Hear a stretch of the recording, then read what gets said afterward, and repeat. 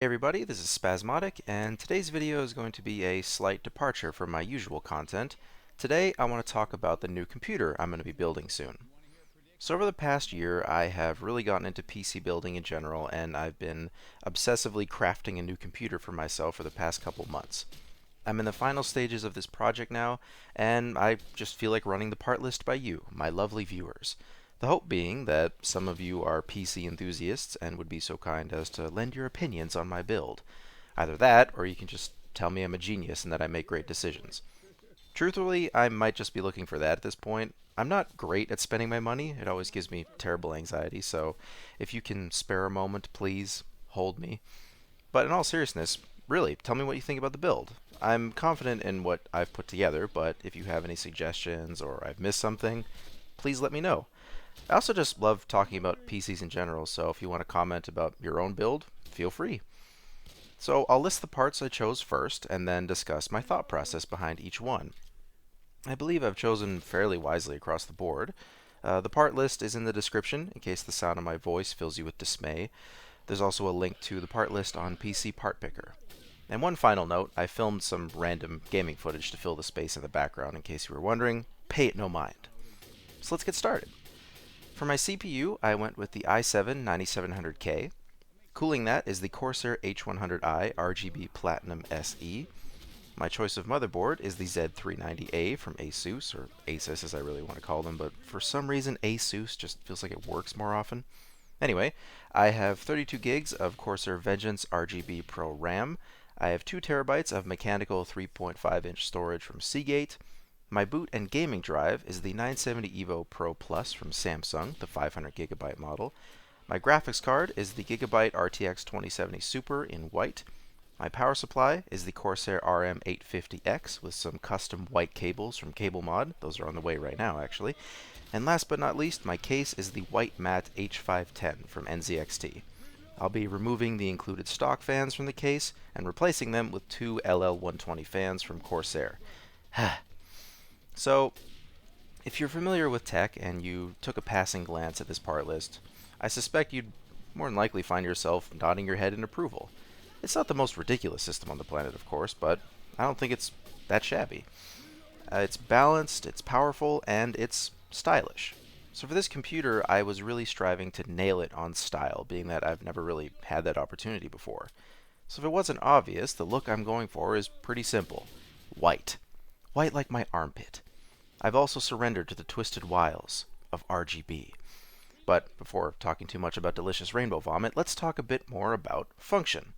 So we'll start with my choice of CPU, the 9700K, which may be a slight question mark for some people, and therein lies the reason why choosing the right CPU for your system is usually the hardest part in any build, because choosing the right CPU forces you to look at a minimum of 5 others, so it can get confusing really fast. And that's 5 other CPUs if you're lucky.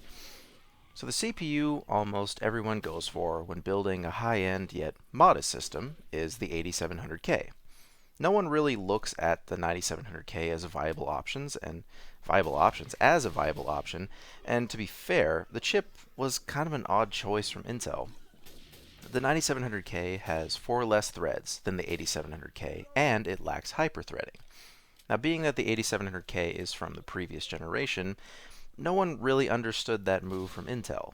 Not to mention the chips are almost identical in terms of performance as well, and with the 8700K being cheaper, it makes the most sense to buy it. Like, for value and performance, it's an amazing chip.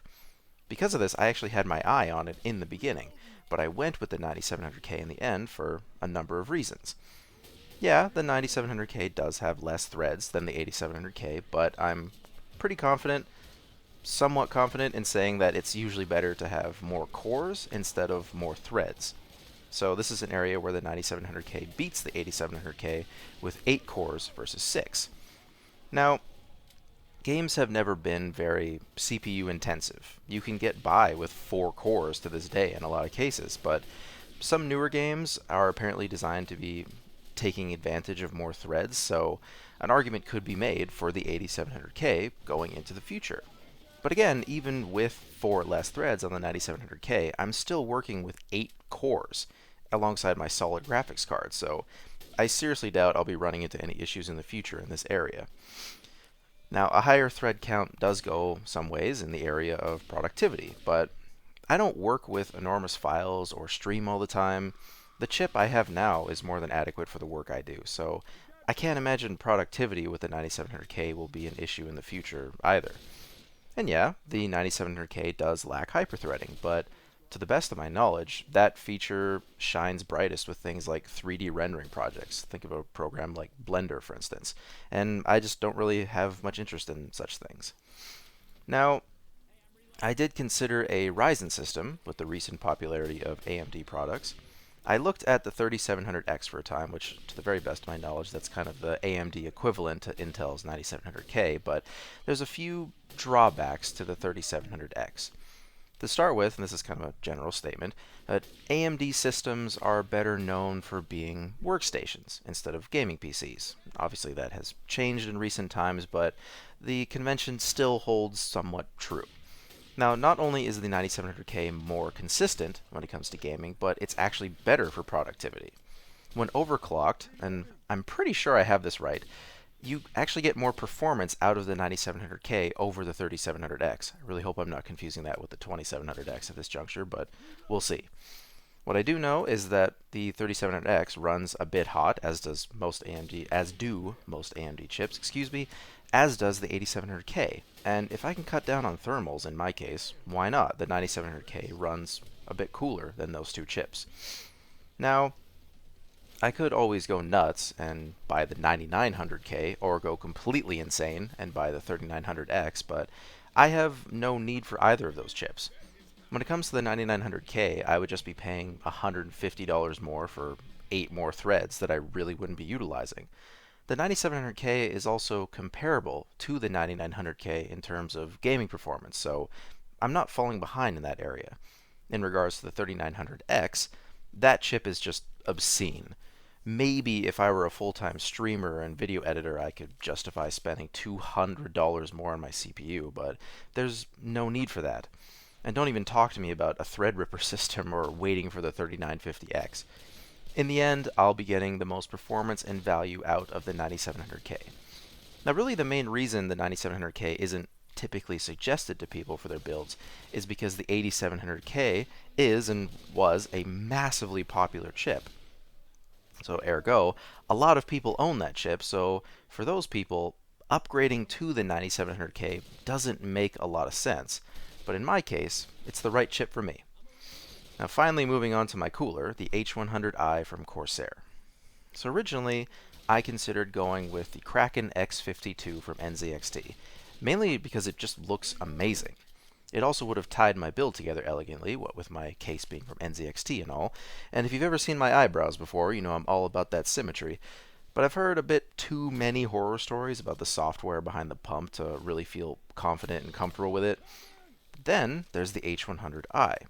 The pump is equal in performance to the Kraken, so I'm not losing out in that area, and the software behind it, iCue, is really good. I'll be able to comfortably overclock my 9700K with this cooler and do it in style. Because the cooler is almost entirely white, I don't have to fuss with things like custom white cable sleeves or anything to cover up those jet black tubes that come with the Kraken. So then we have my motherboard, the Z390A from Asus, and to be honest, this is kind of where my research falls short. My knowledge about motherboards in general is spotty, to say the least. Like, I wish I knew everything there was to know about motherboards, so I could speak to every facet of this board with confidence and say clear what every facet means for me, but let's face it, motherboards are kind of boring. I could lie to you and say that I'm really interested in the improved power distribution in this board, but I don't know what that means. Instead, I'm going to tell you the unfortunate truth. I picked this board because it's beautiful. So I had my eye on the 8700K in the beginning, like I said, and I was going to pair that with the Z370A motherboard. Then, of course, I found myself researching several other CPUs, such as the 3700X I mentioned earlier. My intention was to pair that chip with the X570 motherboard, and that motherboard has very pretty RGB on the face of the board. The Z370 does have RGB on the board, but not on the face. The Z390 does. Yeah, sadly, I hate to admit this, I was attracted to the board itself instead of being drawn in by its features. That sentence doesn't really make a whole lot of sense when you apply it to humans. But honestly, this isn't the worst thing to work off of when you're buying something, cringy as it is. At least in the initial stages. You have to like how something looks before you buy it. Then you just have to make sure you're not spending money on things you don't need. Like for instance, you probably don't want to pair a chip like the 8400 with the Z390. They're compatible with one another, sure, but why spend that much money on a motherboard that's completely overkill when you could pair the 8400 with something a lot more sensible and save a lot of money in the process? So the 9700K is a much better pairing with the Z390. And I do intend on overclocking my processor slightly, like I said, with my H100i, being present. I suspect mostly for video editing purposes, since an overclocked processor doesn't give the biggest boost in gaming performance, and this is apparently quite easy to do with the Z390. Beyond that, the Z390 is an ATX motherboard, so it'll fit comfortably in my case. It's spacious, so my parts will have adequate breathing room. It has USB-C connectivity, so I can charge my headphones seamlessly.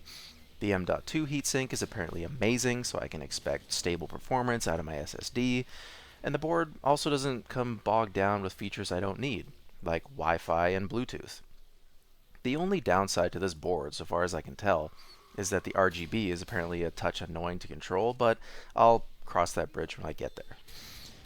Now on to my choice of RAM, the Corsair Vengeance RGB Pro. So I went with 32 gigs of RAM because while my video editing work isn't the most taxing on my system, I think 32 gigs will go a long way with the work that I do.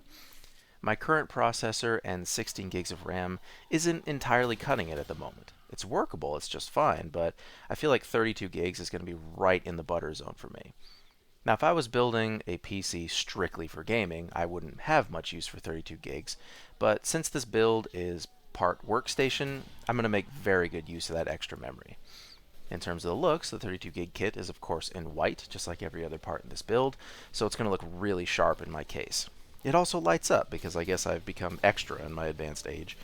But what's really cool about my choice of CPU cooler and RAM is that I'll be able to control both through the iCue software, as well as my keyboard and headphones.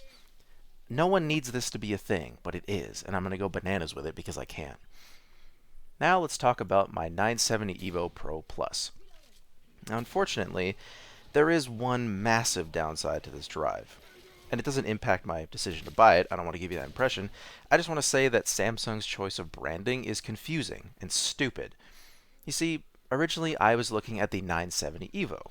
Shortly after, I noticed there was an upgraded 970 Evo Pro. Now there's a 970 Evo Pro Plus, but there's also a 970 Evo Plus? And I think it varies from country to country as well, so far as I can tell. Like, I can't find the 970 Evo Pro in Canada, but the 970 Evo Pro Plus that I have my eye on is available at my local store, Memory Express. I just don't understand you, Samsung. But the good news is that what this drive lacks in branding, it makes up for in just being completely ridiculous. Like, my computer will boot in seconds because of this drive, and my games will see a nice boost in load times as well. I currently have a 500 gig 860 Evo, and 500 gigs has been more than enough for all of my needs.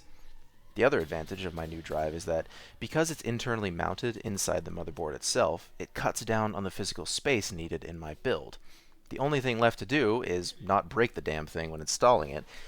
And you would think this would be impossible, but I seem to have grown a lot more dizzy and clumsy in my 30s, so I'll probably, knowing my luck, end up dropping into a bowl of cereal or something. So I also have 2 terabytes of mechanical storage from Seagate while we're on the topic of hard drives. I keep all of my video projects on this drive. I'm going to be salvaging the drive from my current build and putting it into the new computer. And 2 terabytes has been more than enough space for my needs. However, this is one part of the build that I may be interested in upgrading in the future. So I capture footage directly to this drive, and I don't know if I would get better performance by capturing with a 2.5-inch solid-state drive, like a 1 terabyte 860 Evo, for instance. Now, I've heard that the more an SSD is used and filled, the more its write speeds are degraded or something like that, and an HDD is a little bit better. But I've also heard that video editors tend to use large SSD dumps for more stable capturing. Then you have to factor in the 264 and X264, where one utilizes your CPU and another utilizes your GPU. And I don't know. There's just a whole world. This is an area I know very little about that I'm like very intent on looking deeper into in the future. Like I don't know how much your hard drive factors into capturing, or if it's all down to your CPU and your graphics card. I just don't know. In the meantime, I'm very happy with my 3.5-inch drive. I've run into a total of 0 issues with it, but I do think this strikes me as a major area for a potential upgrade in the future. And if you happen to have some expertise in this area, please let me know. I'm endlessly fascinated by this topic, and I'd really like to learn more about it. So moving on, I'm going to break the order of parts here somewhat and discuss my power supply, the Corsair RM850x. Now, it's not the most interesting of parts, especially considering it'll be behind a power supply shroud, so some people might question how I'm about to dwell on it for much longer than a few seconds, but there's a couple things worth mentioning about it. First, while the RMX isn't an uncommon power supply to go for, some people might question why this power supply, and not one from, say, Seasonic or EVGA.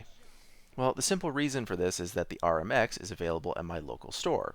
It's right there on the shelf, and since I'm buying this computer on Black Friday, which is when I actually have to go to the store itself to score potential deals, it's useful to focus on parts that are in stock.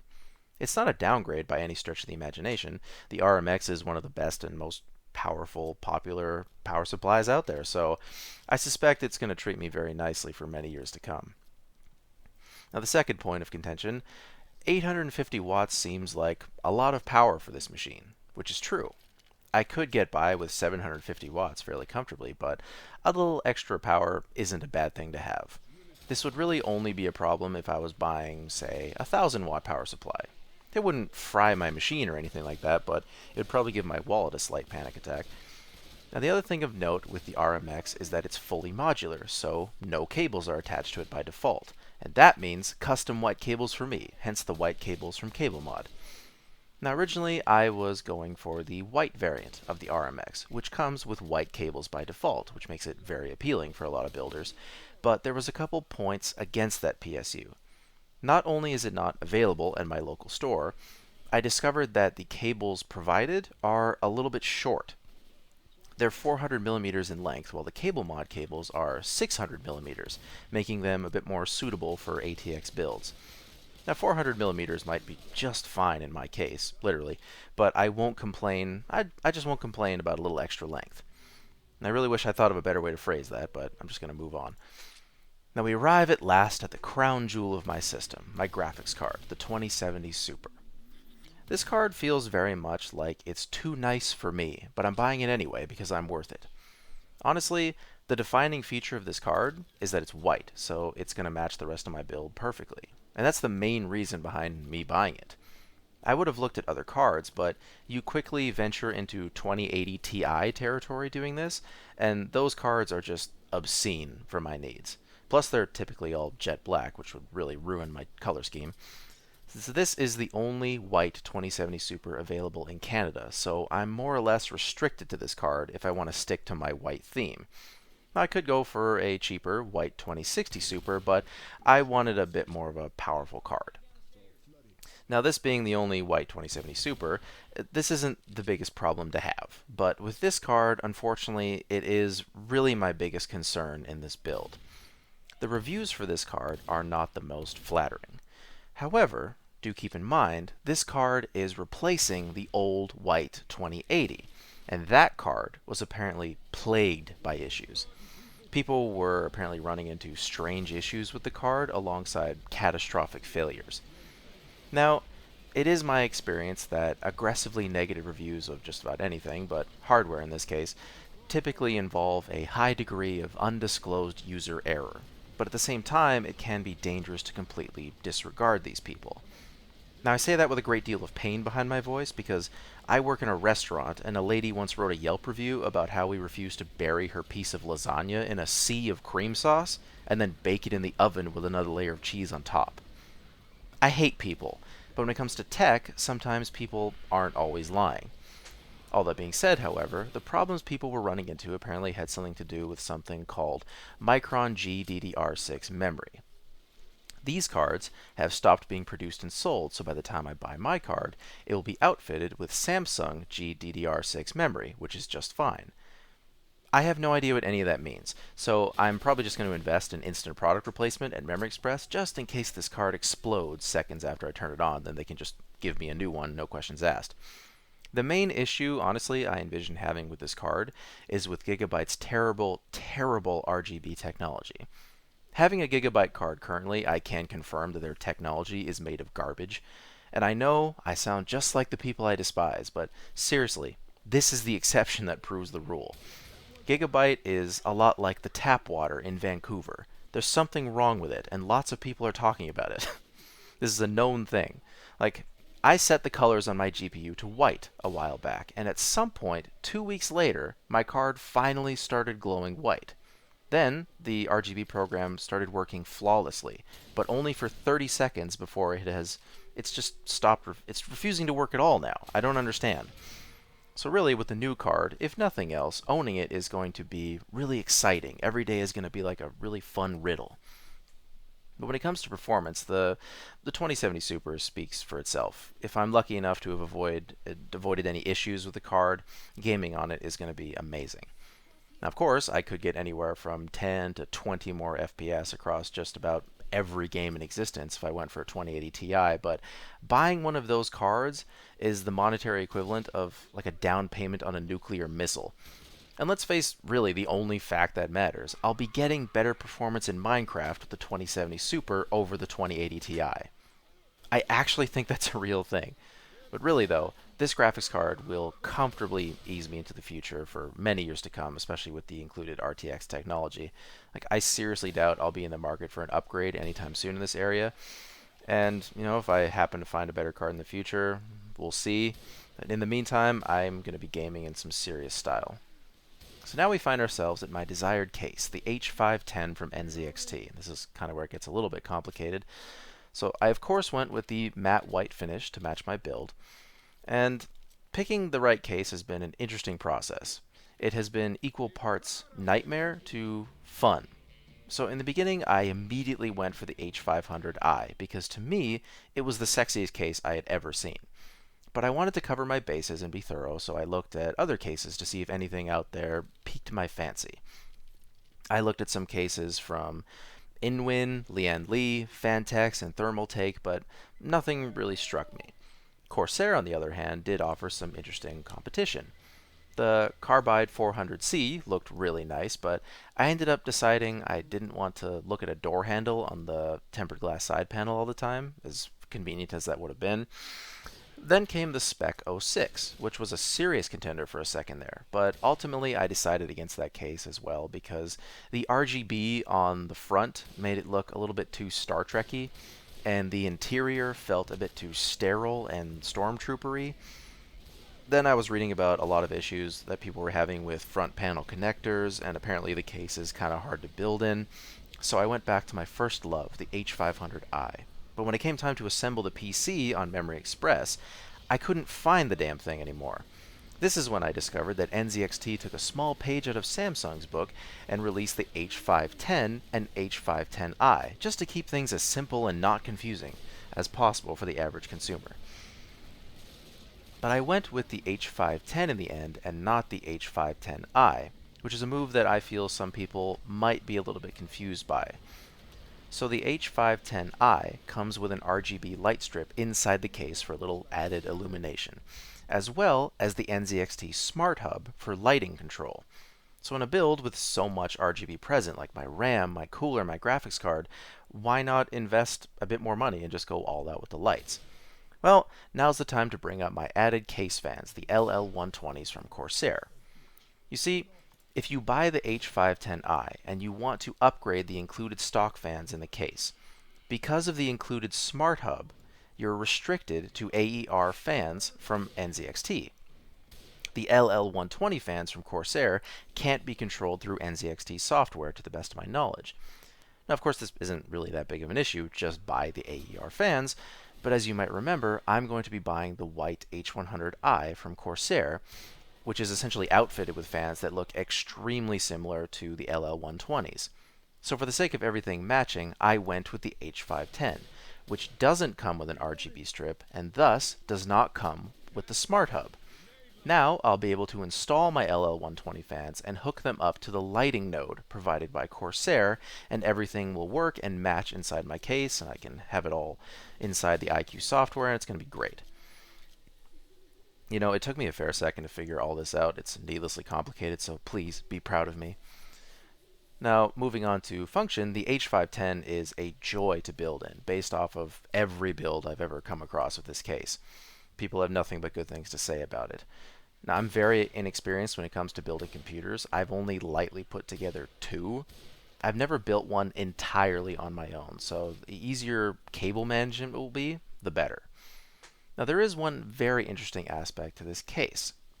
Taking a look at the case, most people don't immediately see it as a champion of airflow. There's only a small area on the side of the case where air can enter through the front, so a lot of people should reasonably conclude that this case is a horrifying hotbox of death. But this case utilizes something called negative pressure, which basically means it relies on exhausting hot air for cooling rather than intaking cold air. So the ideal setup for this case is to have a radiator in the front, which I have, and 2 exhaust fans, which I have. The graphics card effectively cools itself with this configuration, pulling in air from the back of the case or whichever hole it can find. Now, that is unfiltered air, though, which does worry me slightly, but I dust and clean my setup like an insane person, so I really don't think I'll have to worry about dust buildup anytime soon. Now, this is an area where the 2070 Super, 9700K, and H100i really start to shine. Compared to the previous generation of graphics cards, like the 1080 Ti, which was honestly just way too well built, holy crap, the 2070 Super has really advanced heatsink technology, so it won't have any problems keeping itself cool, even under stress. And it's going to accomplish this while being whisper quiet. Now, of course, because hot air rises, the most affected component will be my CPU, just based on the geography of the case. But since the 9700K runs a bit cooler than chips like the 8700K and 3700X, like I said, and because it's being water-cooled by the H100i, my temperatures across the board are going to be really nice and stable. I honestly find all this to be so ridiculously cool, and no, I don't understand how I'm married. Really though, the H510 to me just looks so beautiful. All of its features aside, it looks like it belongs in a setup in 2019. And because the case was built with display in mind, it's going to do a really good job of just showing off all my parts, and it's going to look really clean. The case just looks modern and minimalist, and it's going to complement my entire setup perfectly. I'll be showing my entire new setup in a later video, of course. But I still have a little bit of time to go before buying the computer, so if you would be so kind, please, if you could spare a moment and let me know what you think about the build, I'd really appreciate it. Like I said in the beginning, I believe I have chosen fairly wisely with these parts. I have what I think are pretty solid reasons behind every part in this machine, but if you would like to suggest something else, raise a concern, whatever, I would really love to hear it. And at last, I think we have reached the end. I'm pretty sure I touched on everything I wanted to discuss. So I hope this video brought you at least a modicum of enjoyment, despite it not being entirely gaming focused. I just felt like I wanted to vomit my thoughts out into a video because they're kind of clogging up my head at the moment. Like I said, I get stressed when spending my money, so saying all this stuff out loud really helps me. It helps me to just kind of review everything and reaffirm decisions that I've made. So yeah, thank you very much for watching and indulging me, and I'll catch you all later. Spaz out.